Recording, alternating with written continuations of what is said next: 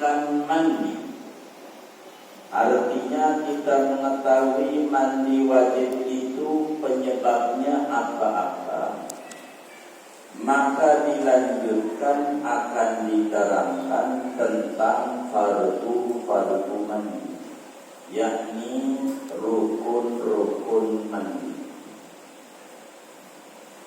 Karena memang mandi ini bisa wajib, kita kudu mandi, ada penyebabnya. Maka fardu mandi dibahas sesudah menerangkan penyebab-penyebabnya.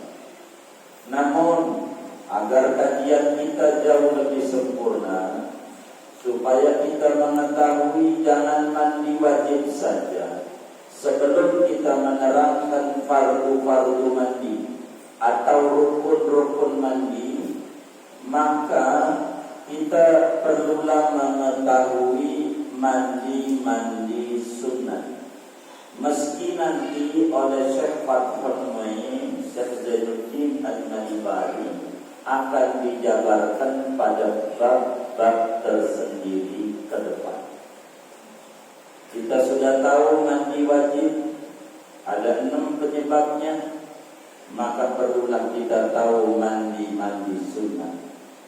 Saudara, mandi yang disunnahkan dalam Islam.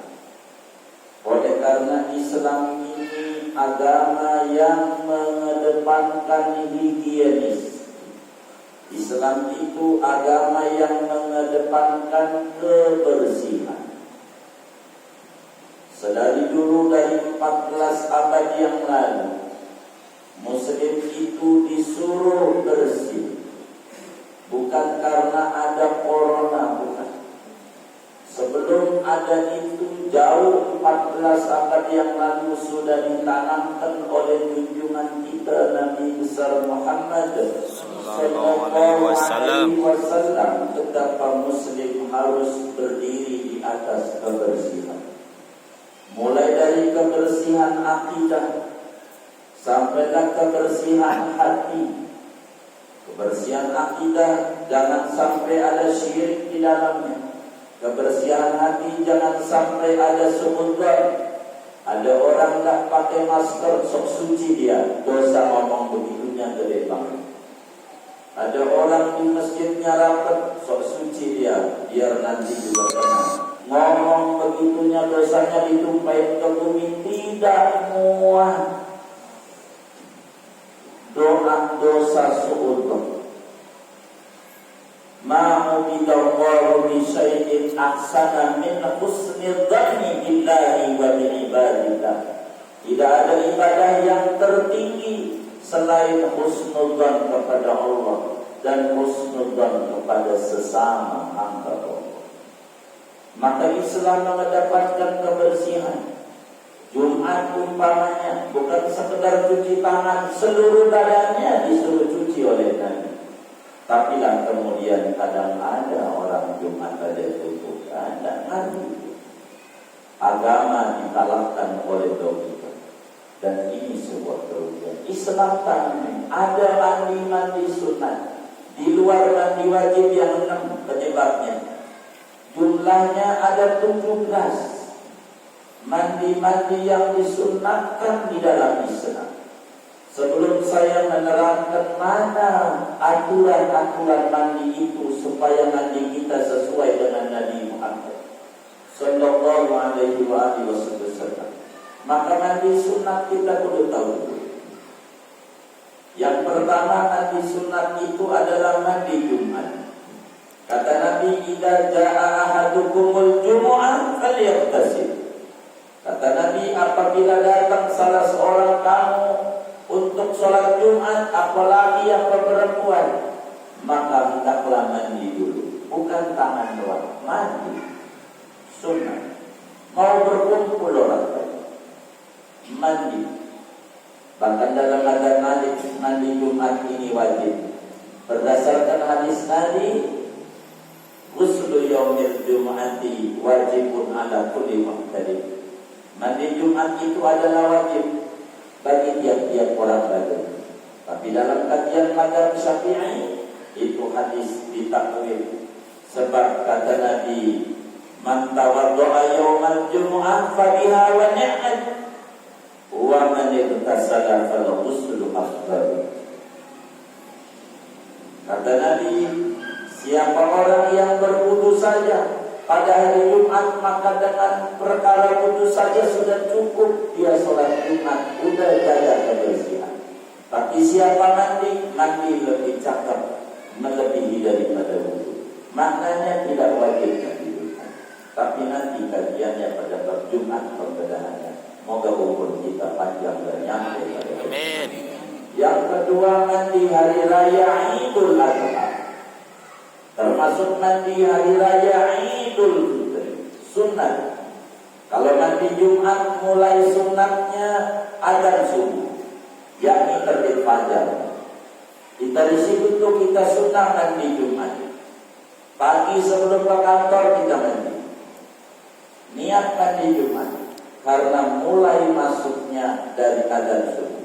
Kalau mandi hari raya dari jam 12 malam ke atas, udah masuk. Mandi hari raya. Jam 3 jadi mandi hari raya. Kalau Jumat tidak jadi kecuali adzan subuh. Mulai masuk. Hari raya Idul Adha. Mandi hari raya Idul Fitri. Sunnah. Nabi itu kalau mau salat Id mandi dulu. Kemudian ada mandi karena gerhana matahari. Mau sholat gerhana disuruh mandi orang Islam. Kalau ada gerhana, bukan orang hamil suruh ngumpet di kolong ranjang, takut anaknya hitam. Udah tahu kabarnya hitam, emaknya hitam. Justru kalau putih dicurigai. Biasa aja mandi kalau gerhana matahari. Terus mandi gerhana bulan. Terus lagi mandi karena mau sholat istisqa. Tidak ada hujan, kemarau panjang, maka dia mau sholat. Terus lagi mandi ketika masuk Islam. Sunnah. Sebab di dalam Sunan Abu Dawud, Imam Abu Dawud meriwayatkan hadis sahabat Nabi namanya Qais bin Asim. Ketika masuk Islam disuruh mandi oleh baginda kita Nabi besar Muhammad SAW. Tidak wajib, tidak, karena kebanyakan para sahabat yang masuk Islam tidak disuruh mandi. Mandi.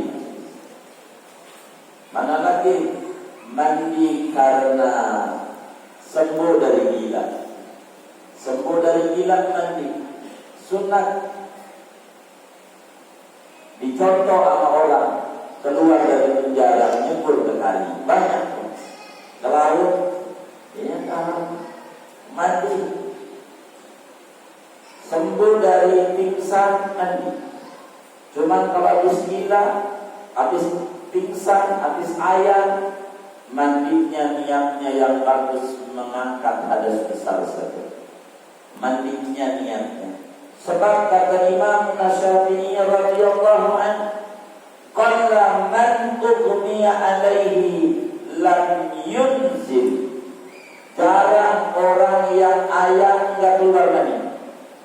Maka bisa jadi karena keluar mandi. Jaga-jaga aja sebagai biasa. Mana lagi mandi karena kita habis mandiin mayit.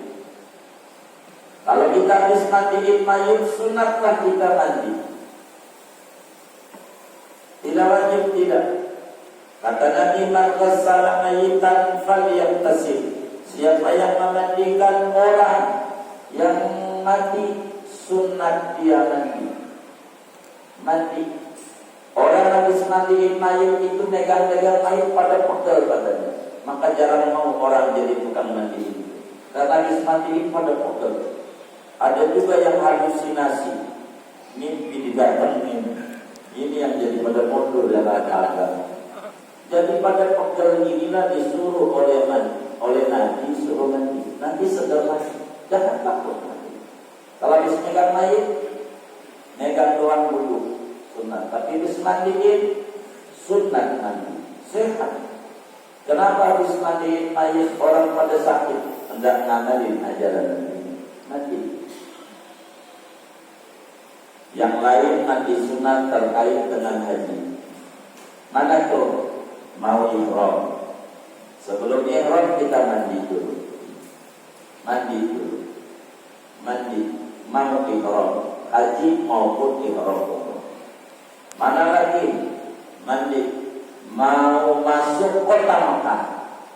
Mau masuk kota Makkah sunat mandi. Baginda Rasul Sallallahu Alaihi Wasallam kalau masuk kota Makkah selalu dari Madinah ke mandi. Mandinya Nabi di sumur namanya Ridwan, yang sekarang itu di depan rumah sakit bersalin Aisyah. Rumah sakit bersalin di Hujur itu Nabi mandi di situ. Ada sumurnya sekarang. Kalau orang pengen tahu di mana Nabi, dia harus tahu sejarah Islam. Mandi di situ Nabi. Namanya Bir Ridwan. Di situ Nabi. Masuk kota Makkah. Begitu juga masuk kota Madinah, mandi. Sunat masuk kota suci, ya suci. Mandi. Jangan gak mandi. Tapi kalau dia umrahnya ke Madinah dulu, mandi di tengah jalan tidak bisa, di hotel aja dia baru nyampe. Nanti langsung. Kalau di tengah jalan tidak bisa, tapi biasanya mampir dulu, nanti tempat mampir itu aja dia mandi. Bentar aja mandi. Biar ngakarin aja dan begitu. Biar benar. Jadi pulang umrah punya nilai banyak yang dia dapat. Bukan sekedar jalan-jalan. Ini ada sil dari setiap apa yang diajarkan oleh Allah. Di Mekah mau wukuf di Arafah, mandi dulu. Mandi wukuf. Mau mabit di Muzdalifah, sunat mandi. Mau lontar jamroh, sunat mandi. Kalau jamroh Aqabah di hari tanggal 10 maupun mandi di Jamarat yang 3, 11, 12, 13 kalau di Nafarsan.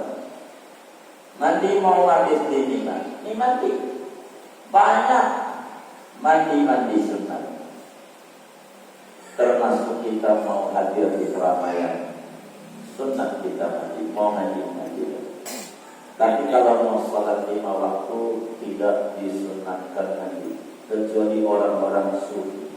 Kalau orang-orang sufi mau sholat bukan wudhu doang, mandi. Jadi sehari 5 kali. Orang sufi begitu. Lain kalau kita 3 hari sekali baru mandi.